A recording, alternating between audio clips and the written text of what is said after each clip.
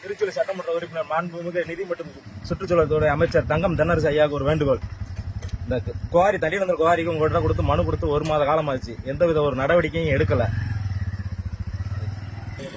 1 மாத காலம் ஆச்சு உங்கள்கிட்ட மனு கொடுத்து எந்தவித நடவடிக்கை எடுக்காதனால நாங்கள் தண்ணீர் கிராம பொதுமக்கள் சார்பாக உங்களுக்கு ஒரு கண்டனத்தை தெரிவித்துக் கொள்கிறோம்.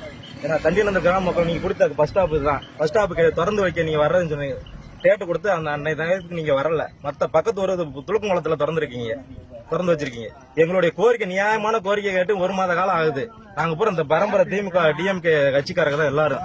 நாங்க காலங்காலமா உங்களுக்கு தான் போட்டுக்கிட்டு இருக்கோம். எனக்கு ஓட்டு வந்த காலத்துல இருந்து நாங்களும் அங்கெல்லாம் டிஎம்கே தான் போட்டுக்கிட்டு இருக்கோம். ஆனா ஒரு மனு கொடுத்து நீங்க எந்தவித நடவடிக்கை எடுக்க வேண்டாம். மக்கள் பூரா அதிருப்தியில இருக்காங்க.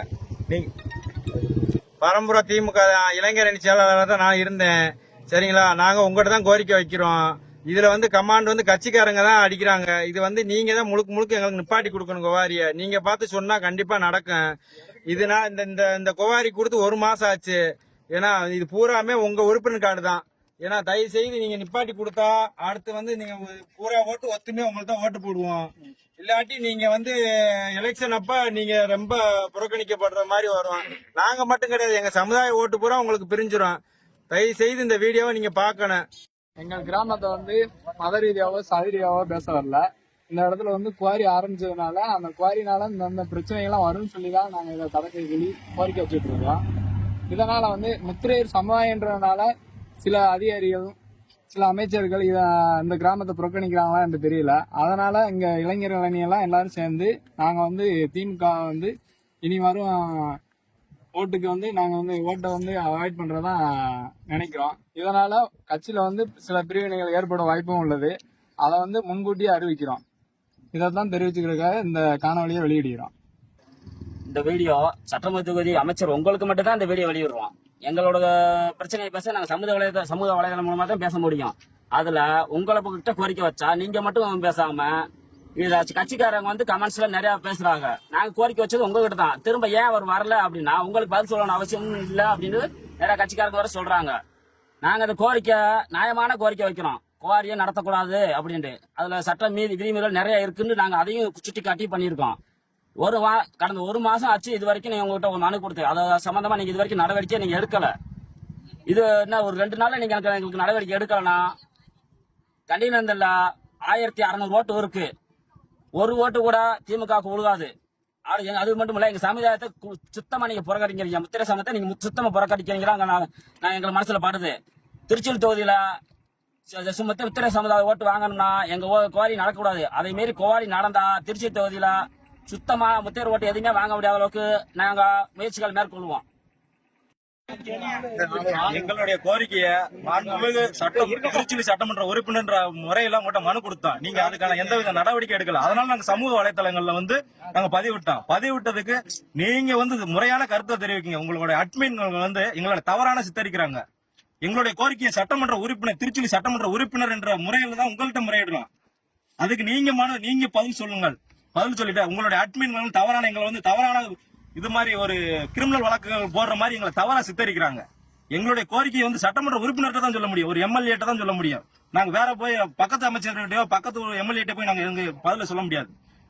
நாங்க கொடுத்த மனுக்கு எந்தவித நடவடிக்கை எடுத்திருக்கீங்க என்று நீங்க உங்களுடைய அட்மின்ட்ட சொல்லி நீங்க எங்களுக்கு சமூக வலைத்தளங்கள் சரியா கருத்து போடுங்க. நாங்க எங்களுடைய கருத்துக்களை நிறுத்திக்கிறோம். மாண்புமிகு அமைச்சர், நீங்க கட்டி கொடுத்த பஸ் ஸ்டாப் இதே பக்கத்துல தான் அந்த மரங்கள் தான் குவாரி.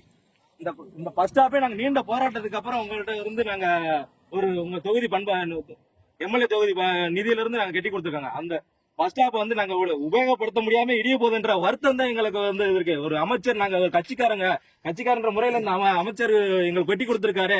இந்த பஸ் ஸ்டாப் இடிஞ்சுவோமே நீண்ட காலத்துக்கு அப்புறம் நாங்க வாங்கியிருக்கோமே. ஒரு போராட்டத்துக்கு அப்புறம் இவ்வளவு போராட்டத்துக்கு அப்புறம் உங்க தொகுதி மேம்பாட்டு திட்டத்துல இருந்து வந்திருக்கின்றது எங்களுடைய ஆதங்கமே தவிர நாங்க நிறைய பாதிக்கப்படுறோம். அதை விட எங்களுடைய வாழ்வாதாரம் நிறைய பாதிக்கப்படும்.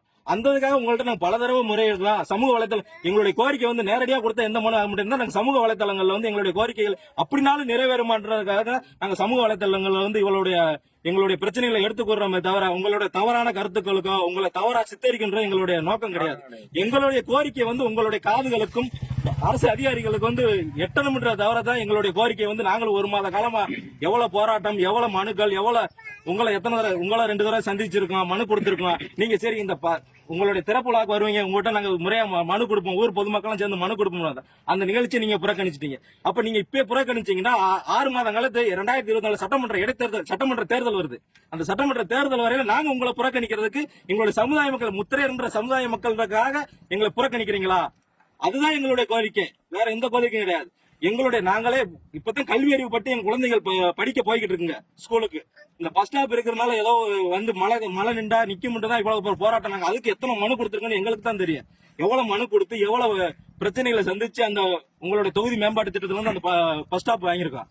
அந்த பஸ் ஸ்டாப் இடிந்துருமே என்ற நிலைமையில தான் நாங்க கட்சிக்காரங்க சரி நம்ம கட்சி நிலைமை இப்படி இருக்கு இதாயிருமேன்றதை நாங்க அந்த விட எடுத்து கொடுறோம் தவிர, ஆனா உங்களுடைய அட்மின்கள் எங்களை தவறான சித்தரிக்கிறாங்க.